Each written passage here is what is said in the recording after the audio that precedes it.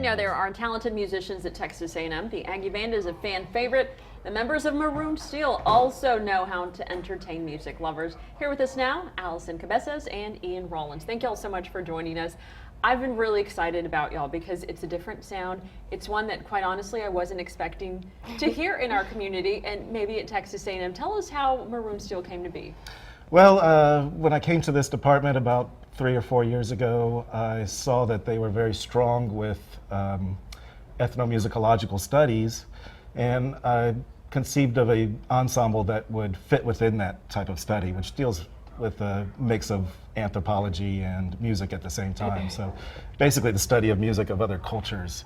And so I thought the steel band would be a perfect complement to our department. That's fantastic. And Allison, I was listening to you during the sound check and everything. You sound fantastic, obviously. Thank you. But so how did you get involved in this genre? I mean, did you grow up playing music instruments? I did. I grew up playing piano, violin, typical orchestral instruments, and I never played any percussion. I was actually really bad at it.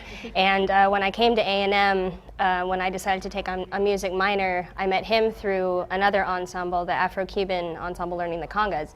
And then the next semester, we had a break for small ensembles, and every time I'd see him in the hallways, he's like, "Hey, I'm trying to get this ensemble started. I want you to do it next semester." So I said, okay, and he'd see me in the hallway and he'd go, "Steel band." I'm like, "Yeah, steel band. I have no idea what that is, but okay, I'll try it next year." And then we started, and it was awesome. And it really, I'm obviously very excited for y'all to hear them. We've had to condense make some edits, if you will. You've got large instruments, but so tell us about the band, because we don't want to leave. There's a handful of y'all here today to entertain us, but there's a lot of students. Yeah, we couldn't fit in the stage here. Yeah. We have about 13 pans in the ensemble.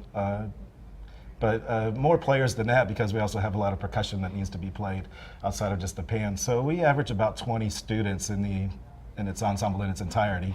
Today we have 3 pans and a little bit of drums behind it. So. And it still sounds great, so Yeah. I can only imagine how wonderful it sounds all together. And we all have a free chance to hear y'all tonight. You're Yes. playing at First Friday in downtown Bryan. Tell us about where and what time, if you know exactly when. So I think I can get that one. I don't know. Edward Jones Investments just opened a store in the storefront, I guess, Yeah. At 26th and Bryan, in downtown Bryan, and they are sponsoring us and have been so gracious to give us that kind of street corner to busk and play for them. So we're very happy that they're sponsoring us there. And that's tonight. great, because even if you're not exactly on that street corner, your music kind of flows through and echoes through, and it's fantastic. And I mean, it really, you may want to put, if you've got some lemonade or hot chocolate or milk right now, grab one of those little umbrellas and put it in the drink, because it's fantastic. Y'all sound great, and you're going to perform for us coming up after the break, right? Yes, ma'am. Yes. All right, stay tuned. We'll be right back with